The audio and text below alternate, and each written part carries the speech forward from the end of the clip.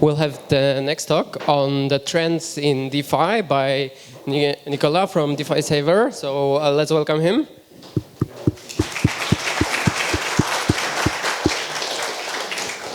Thank you. Hello everyone. Thanks for coming. Once again, I am always glad to see a lot of DeFi enthusiasts around. I'm DeFi Nicola. I'm coming from the DeFi Saver team, and I am doing ecosystem research and product, basically. At DeFi Saver, we are kind of a one-stop managing platform for DeFi lending positions. Today we're going to talk about latest developments in DeFi. Actually, I would like to hear from you if you have maybe any ideas or assumptions what could be on the agenda today. Just to double check my agenda. Yeah, of course. So say to the mic.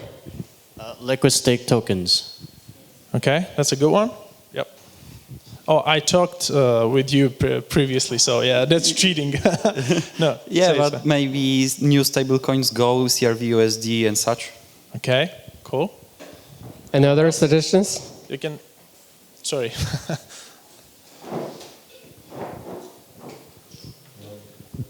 Account abstraction, maybe? Okay. That would be a good thing, like for crypto in general, but yeah, DeFi included. Yeah, that's a good guess. Tokenizing. Yeah. Oh, sorry. Sorry? Tokenizing? Real assets. Okay. Cool. And one more. You can just say it loud. I will. Oh, okay, cool. So impact on the swaps on Uni V4 and Uni X. Okay. Cross chain. Okay. Anyone else? Sorry. Liquidity across chain. Okay. Like bridging. Cross-chain messaging, okay. Well, that's a lot of topics. I think we are a little bit short on time, but yeah, the agenda today would be decentralized perpetual futures. I'm surprised I haven't heard I mean, perpetual futures are not a relatively new thing, but are gaining more traction in DeFi lately. The second thing we're going to talk about is Oracle-free lending in DeFi. And the third topic we're going to talk is, I think you mentioned it, the leverage ETH staking. So the perpetual futures, we're going to start with basically on-chain derivatives, starting with forward contracts. I'll briefly explain what are the future contracts, and then we're going to head to decentralized perpetual futures. Oracle-free lending is a relatively new movement in DeFi, where there are teams trying to shift the Oracle risk from the core protocols to the users themselves. We'll talk about that a bit later. And the leverage ETH staking is one of the currently most popular DeFi strategy. How can you basically boost your staking APY with the non-negligible but very low liquidation risk? Okay, so first off, perpetual futures. So let me just give a brief breakdown of what derivatives are. So derivatives are a type of financial instruments that derive value from the underlying asset. In this case, we're going to talk about the crypto assets, but it could basically be anything. A forward contract is basically an agreement between two parties to sell a certain amount of certain asset at a certain day and at a certain price. Let's say I make agreement with you to sell you 1,000 kilos of apples like in a year from now. What futures are, future contracts, those are just standardized version of forward contracts. Let's say we split one forward contract into a bunch of smaller contracts, gave them exactly the same amount, let's say 1 kilo of apples that I'm going to sell to you at a certain date. So you can wire why are we standardizing? But it's because we want to put them on an exchange, so you can basically buy 100 of those future contracts and trade them. The main difference between perpetual futures and normal future contracts is the expiry. So the future contracts have expiry date, whereas perpetual futures are, well, perpetual. They do not have expiry date, and I will again just here try to break it down in a simple example. So let's say that you do not have ETH, and then I do not have DAI, okay? But let's pretend that as if I've borrowed ETH from you, and as if you have borrowed the same dollar amount of DAI from me. And we give it some time, let's say 1 month, it doesn't matter. The ETH price changes, and what happens? If ETH price has risen, you would essentially experience a profit because you are essentially having a ETH long position because you lent out ETH to me and you borrowed DAI. On the other hand, I would experience a loss because I borrowed ETH, I shorted ETH and lent out DAI, okay? So we are here just exchanging the profit and loss. We are not, we are kind of borrowing the exposure to the underlying asset, not the underlying asset itself, okay? Which is, for example, the case on margin trading on centralized exchanges. So why are we talking about perpetuals today? Because on centralized exchanges, the average daily volume in 2022 was 3 times bigger than the spot volume on CEXs. So CEXs have like a spot market and a futures market. The perpetual futures were actually first introduced in the cryptocurrency space. I mean, the inception of them was in the cryptocurrency space. They were introduced by BitMEX back in 2016. And why do you think that perpetuals have an average daily volume this higher than the spot market? And the answer lies here. It's that it offers the same trading user experience, but with way more leverage. So when we opened our position, when I borrowed ETH from you, when you borrowed the DAI from me, the necessary step before opening that kind of position was to deposit some kind of collateral, okay, some kind of margin. So we can keep our position perpetually as long as our margin, as long as our loss does not exceed our margin, okay? In that case, we'll be liquidated. Okay, so what about perpetual futures in DeFi, on decentralized exchanges? So derivatives average weekly volume in DeFi has increased significantly in 2022 compared to 2021, with a continued growth in this year despite the bear market. What's new is that new protocols trying new designs of decentralized perpetual futures are coming, and the new versions of the current protocols. For example, GMX launched version 2 of their protocol, Synthetics is launching the version 3, etc. The main difference between perpetual futures on DEXs and the perpetual futures on centralized exchanges is that on centralized exchanges, if you trade perpetual futures, your counterparty is usually another trader or the market maker, while on the decentralized perpetual futures, you are basically trading against a pool which has the liquidity. So we are basically trading against the liquidity providers. The main task when designing a decentralized perpetual future protocol is to create as delta neutral pool as possible. So you want to keep the volatility risk of your liquidity providers low. In other way, if you don't do that, they will do that by themselves by hedging on some other protocol, on maybe even CEX.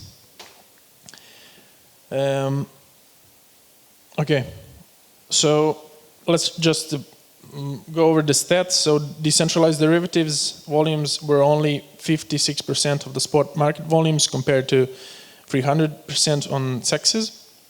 DEX's derivatives account for a mere 1.5% of centralized exchange volume, while the share is closer to 8% to the spot market, mainly thanks to one of the biggest decentralized and the more popular decentralized exchange, the Uniswap.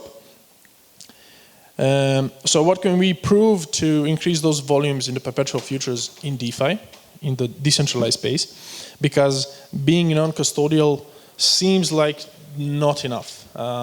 If you ask me, it is, but we need to work on the things like UX, on onboarding people, on educating them.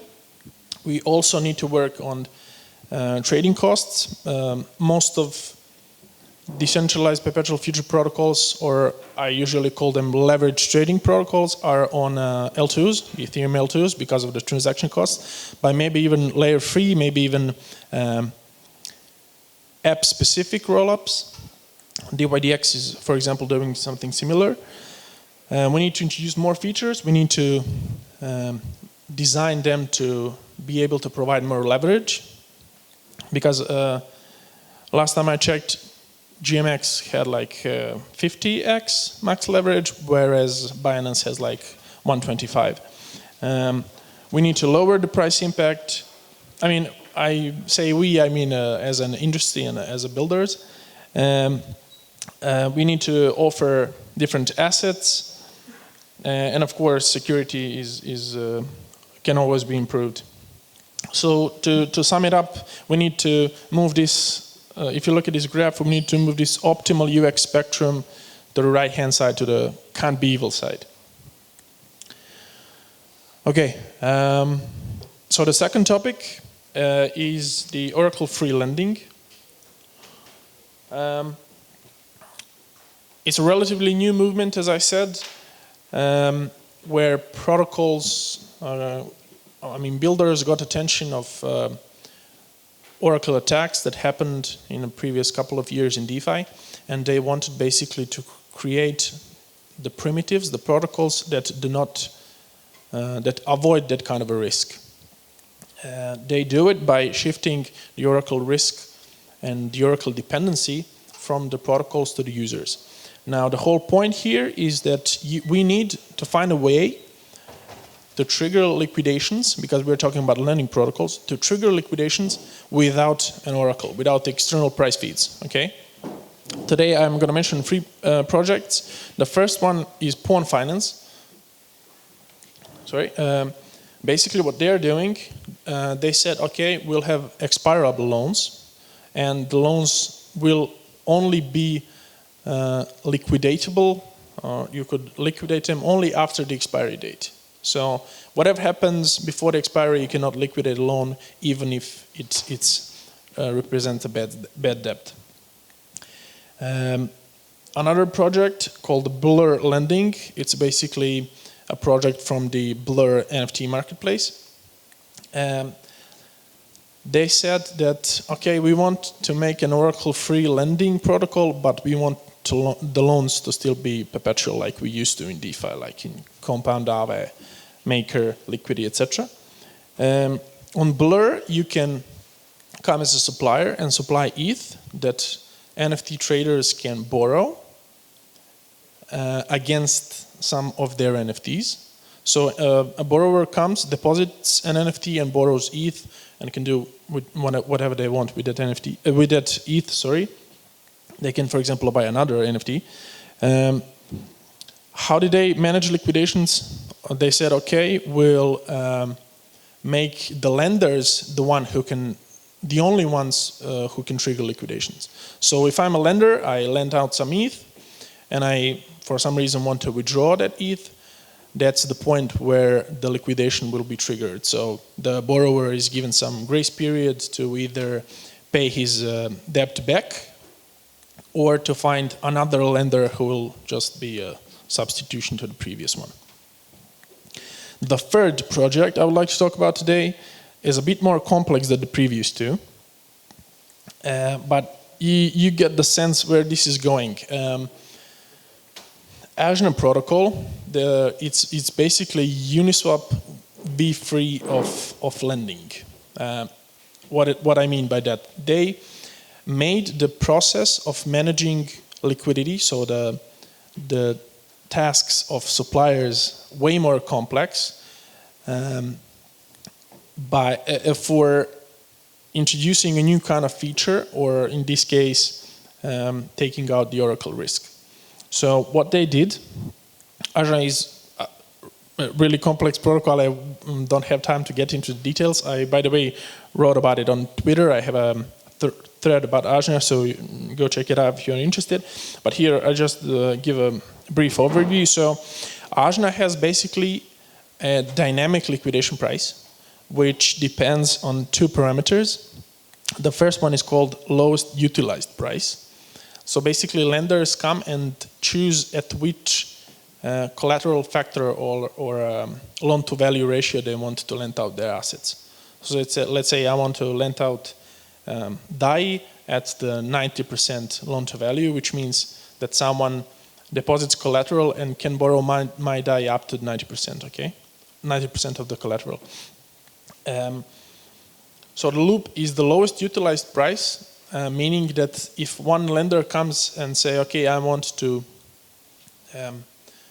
lend my DAI, I want to lend 1,000 DAI for 1 ETH, and there is a second lender saying, okay, I'm willing to lend 2,000 DAI for my ETH.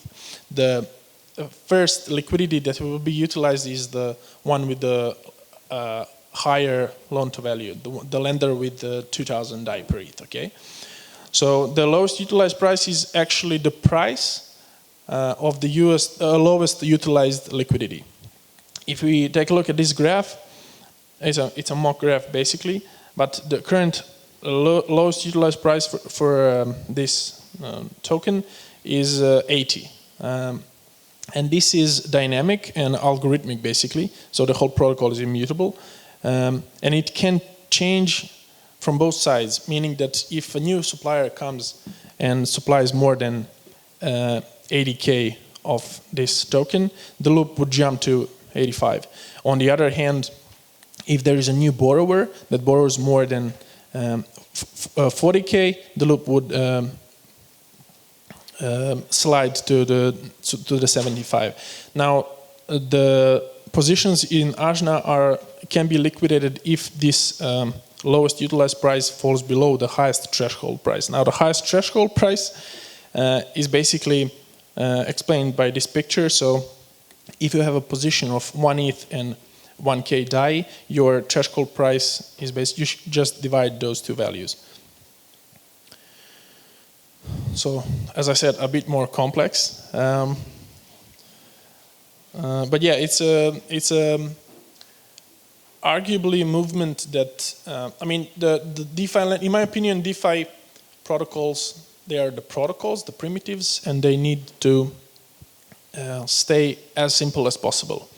This kind of approach really makes the protocol complex, but it's a really cool feature not to have the Oracle risk. So it's up for the debate whether lending should have oracles and keep it as simple as possible, or try something like this. Once again, LUP, U stands for? Utilized. Yes. Lowest utilized price. Okay, so the third topic today is ETH staking. So why I wanted to talk about ETH staking is that over 20% of all ETH is now staked at the moment. 40% of all staked ETH is staked via pools. So liquid staking, for example, Lido has the highest TVL in DeFi at the moment, standing at $14 billion. The liquid staking protocols offer a way to contribute to the Ethereum security without running your own validator. The whole process is basically pretty simple. You can just go and stake your ETH and receive some staked ETH in return, like an ERC20 token in return. That is an yield-bearing token, and you can. The most important thing is that you can use that token as collateral. Now, since the Shanghai upgrade, This is selling your staked ETH to ETH is not the only option of unwinding your position, because now you can simply go to Lido or some other staking provider and say, okay, I want to withdraw my ETH to redeem my ETH, but you will need to wait for some period of time to wait for the key. So it's not an atomic operation. So yeah, we still need to sometimes to sell it if we want to unwind the position in one transaction. Leveraged ETH staking is a pretty popular strategy today because it boosts your APY. For example, if you just hold one of the liquid staking tokens, the yield would be about 4 or 5%. And if you open this kind of position, which I would explain just in a moment, you can earn, let's say, for example, 10%. So the strategy, let's explain it.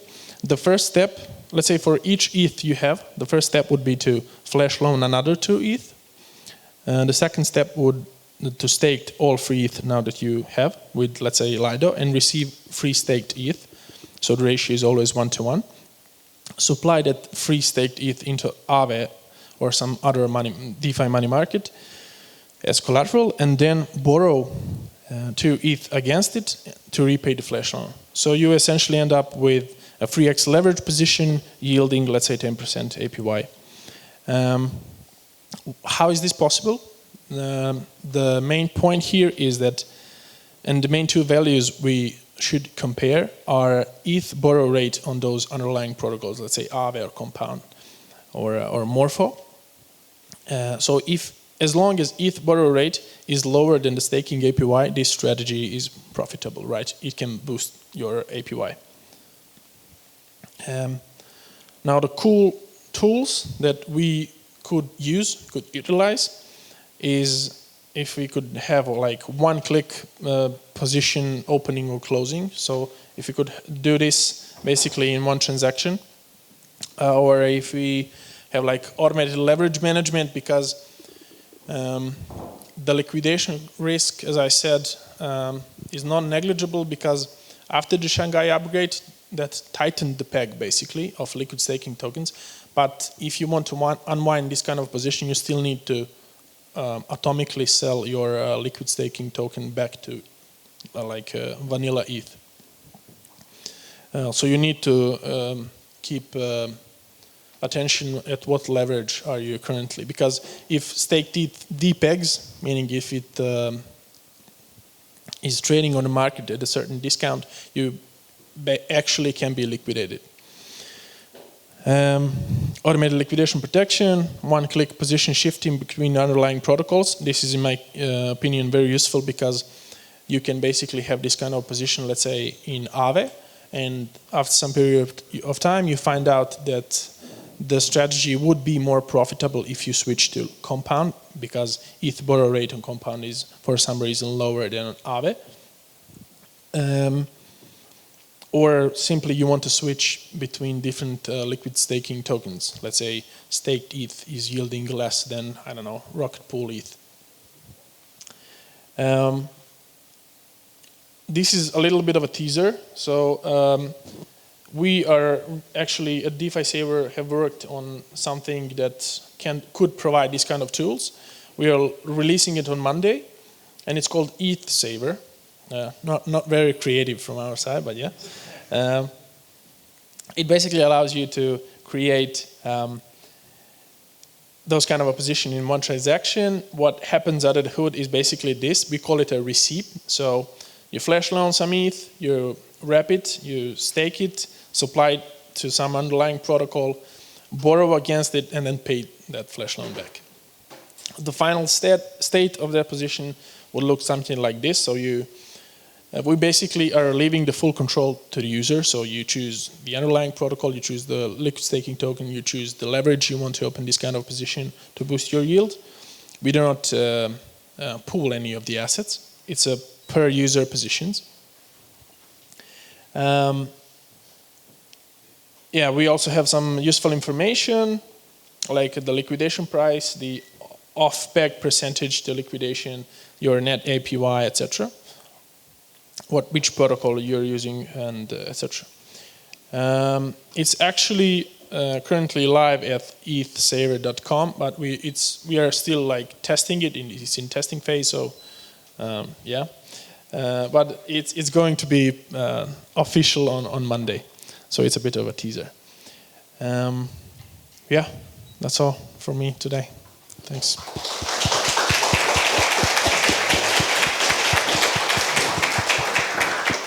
Any questions? Quick ones, please.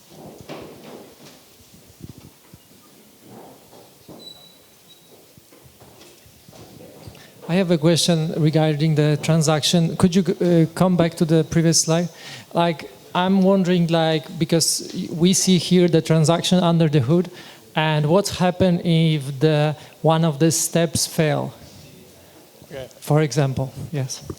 I mean, we have on the UI, if for some reason one of these steps is not going to happen, we have like a warning message telling you that the transaction would fail. The current support process is like, it says like, contact us on Discord, and we try to debug why is it failing. But it's not a usual situation, so no. But of course it can happen, yeah.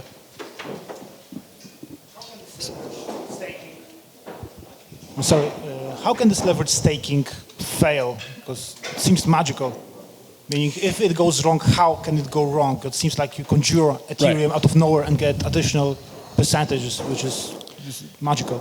Yeah, I mean, there is already the downside. So the risks of this strategy, as I see it, is basically the liquidation risk. So you could get liquidated. Because if you use the liquid staking token as collateral, and its market price can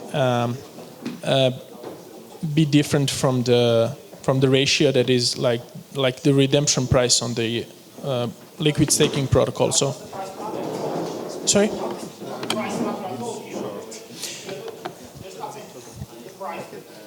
So the price is correlated to ETH, right? And if it loses that correlation, it can its value can be less. Your collateral value can be suddenly less than your debt, and then the of course yeah, that's the second reason, yeah. So your ETH borrow rate can basically the ETH borrow rate can become higher than the ETH staking yield, so that's also a risk, yeah.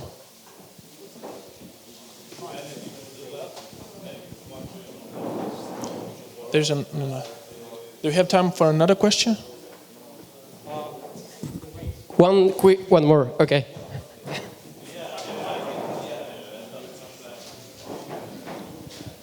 Hello, I was a DeFi guy back 2020, 21. I was on top of everything. And the question is, how would you compare the period 2020 to what's happening right now? Is it like happening more now? Is it like faster or opposite? Definitely a lot more happenings today, because we have a lot more teams developing different stuff. And you basically, in my opinion, do not have an area that is not being explored enough when it comes to DeFi. I mean, we can talk about the different design approach when trying to build a new stablecoin, different design approaches on automated market makers, on lending primitives in DeFi, insurance. So, I have a list of ideas floating around every day. I think the number of builders has also increased, which is a great thing. So definitely more happenings today than the previous couple of years.